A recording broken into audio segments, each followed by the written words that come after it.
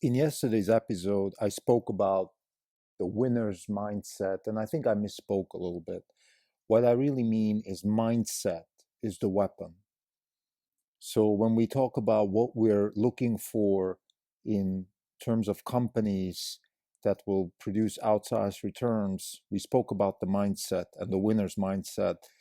And I think I want to reiterate that a little bit. I want to talk about mindset as a weapon. That's what I really mean. And this episode is dedicated to that topic. But before I go there, let me give you the usual update. This is the Not Even Wrong podcast. It's June 19th, 2020. I'm Krim Delko. We are, for the day, we are slightly down about 0.5%. The S&P is down about 0.5%, same thing. For the week, this is a Friday, so for the week, we've done, we're up 11% for the week, while the S&P is up about 2.5%. For the year, we are up 69%, and the S&P is down 4%, so we're outperforming by around 73% for the year. Let's get back to the week. Tesla has contributed 9% for the week. Microsoft won the CRISPR basket too. We lost 0.5% with RTX and 0.5% with Intel. Now let's get into it. So mindset as a weapon. I want to talk about this. This is a very, very important topic for me. I think it's the key to winning, and winning produces returns. Now, yesterday I spoke about the winner's mindset, and I don't think that that's the right way to talk about it, because when you walk into a fight, and let's be clear, business is a fight. I don't care what people say. I don't care people talk about, I want to improve the world, I want to do this, I want to do that.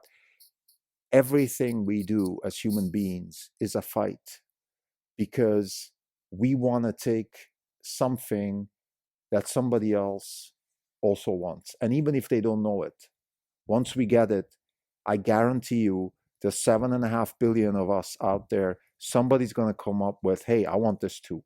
So no matter what you do, you will always be in a fight. And business is a fight. It's Darwin, it's survival of the fittest. It is, I want this and you're not going to get it, I'm going to get it. If I want transition into an energy future without fossil fuels, I'm taking away a paycheck from people and I'm creating new paychecks. I'm taking away market share from people and they will not like it. If I decide to make craft beer, I'm going to take away market share from other types of beer. I don't care in which market you are. Business is a fight. And to win a fight, you have to have the mindset. I am borrowing from Dave Camarillo's podcast. He has a podcast, Position Impossible. It's a great podcast. Can highly recommend it. Camarillo is a important person in the fighting community. He's a coach. He's a practitioner himself. He's particularly prominent in the jiu-jitsu community. I myself practice jiu-jitsu, so I think I am entitled to draw the line. I practice jiu-jitsu, and obviously I practice the hedge fund business. So I'm drawing the line here between the mat and the hedge fund business. In both cases, you need to have the mindset. And I'm going to change Dave's title, because his title was Mindset as a Weapon. I'm going to change it slightly to Mindset is the Weapon. In fact, that is your weapon.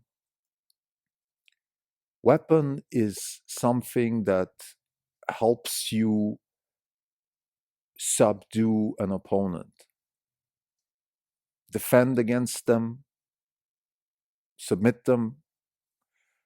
No matter what you want to have control over that person or that thing that you're fighting. So the weapon is a tool that helps you do that, and the mindset is the tool. So I'm changing the wording from a mindset to the mindset is a weapon to the weapon, because I think that is the weapon, particularly in this day and age. Maybe 200 years ago things were different.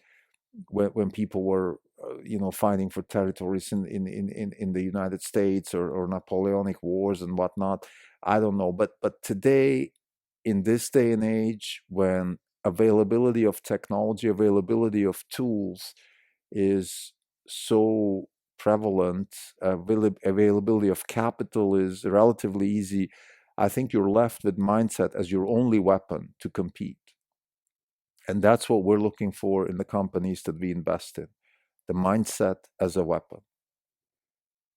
I want to start with the jiu-jitsu analogy and then hopefully transition into the business world and into the hedge fund world. So when I walk on the mat, what I mean with mindset is the weapon, is that I have trained and acquired enough methods so I can go on that mat. And the only way I'm not going to win that fight is if the other person uses the same exact methods and is better than me. So, what I'm saying here is that the mindset has to be that I am in this fight and nobody will beat me unless they use the methods that I have. That's what I mean. So, if I'm a black belt jiu-jitsu and I walk on the mat and somebody else walks on the mat and they're not trained in jiu-jitsu, there is no way I'm not going to win that fight. Now, let me be clear. I know a lot of people will go like, oh, what is this guy talking about? MMA, UFC, lots of people win fights. Yes, I get it. Of course, in sports, in combat sports, there's rules, there's time, there's bells. If a striker hits me a few times, I don't have enough time to maybe counteract and all that stuff. But in a real fight, in a street fight, you cannot beat jiu-jitsu with anything else but jiu-jitsu. And let's put firearms aside for now. I'm talking about fist fights and things like that.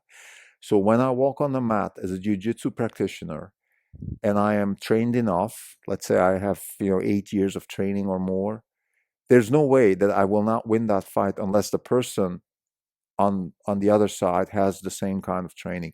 That's the kind of mindset I'm talking about.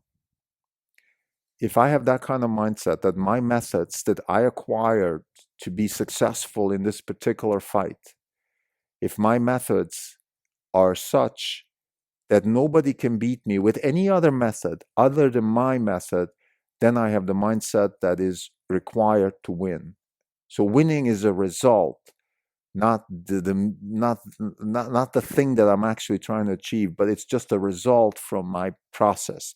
And the process is acquiring the methods. In particular, let's say in jiu-jitsu, it's the techniques, it's the cardio, it's the humility to be able to maybe be taken down and then go on my back and then fight from there and things like that, not lose my mind, all that stuff. I think for those of you who know the history of jiu-jitsu, this is exactly what happened. When the Gracie family developed Brazilian jiu-jitsu in Brazil, they started challenging anybody. They said, come to our gym, fight us. Strikers, taekwondo, karate, wrestlers. I don't care who you are. I don't care how big you are. I don't care how much weight you have. Just come and I'll fight you and I'll win. And they did win. And the first UFCs even were like that. Of course, over time, what happened is that the opponents, let's say a good boxer or a good karate guy or whatever, they acquired the jiu-jitsu methodology, so they beat the other guy with his tools. They beat, let's say, the jiu-jitsu practitioner with jiu-jitsu, and then if they maybe were also good strikers, they had an additional tool that helped them win the fight. So what I'm trying to say is that in combat sports, there is, of course, this adaptation happening right now, and there's a lot of methods that are being used in specifically in MMA, and you can't just walk on the mat anymore as a pure jiu-jitsu guy and win the fight. That's not good enough anymore. But if you walk into a real street fight with no rules, you have the best chances to win the fight if you're well trained in jiu-jitsu against any other type of technique, because jiu-jitsu is the only technique that allows you to finish a fight for sure, because you can compromise somebody's limbs or you can choke the person to death, or at least choke them to unconsciousness. So anyway, let me now draw the line to business. Enough of the fighting analogy here. What I'm trying to say is that when I walk into a business as an investor and I see the mindset, like I just described, that there is a methodology applied in a specific marketplace and nobody can compete with that company unless they use the exact same methodology, then I have a winner in sight. Now, there's other, like I spoke yesterday, for example, you have to be in a marketplace where others are not even existent right now. What I'm trying, for example, if Tesla was going after the exact same cars that GM is making, and they had a slightly different methodology, well, I wouldn't invest because there's no way they can compete with a giant like that. The point is, Tesla has developed a methodology and created a new market, the luxury electric vehicles market. So the only way you can beat Tesla in the luxury electric vehicles market is by using the methodology that Tesla has developed. And almost by definition, that's impossible because Tesla has been doing this for 20 years. So how can anybody else compete with them?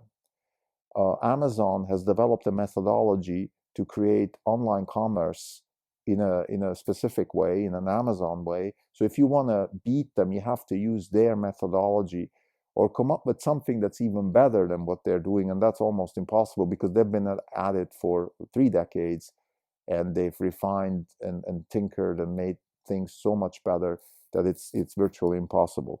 So my point here is that the mindset as a weapon is defined as a methodology that can only be conquered by a third party with the same methodology or even a better methodology. And that is the definition almost, or actually you could say that is the definition of a disruptor. A disruptor is somebody who has developed a methodology and is entering a market that others aren't even focusing on right now, and it's not possible to compete with them because the only way you can beat them is by using their own methodology, and that is virtually impossible in a case of a disruptor. So if you have that kind of mindset, you are a winner and you have the winner's mindset. But the winner's mindset is a result of that methodology. It's not the thing that they wake up and they say, we want to win, we want to win. No, it's the methodology that they develop, the technologies, the strategies, the culture of the company, which ends up becoming a mindset or a culture. We call that a culture in the corporate world. And that is the means to win in the fight. Thank you.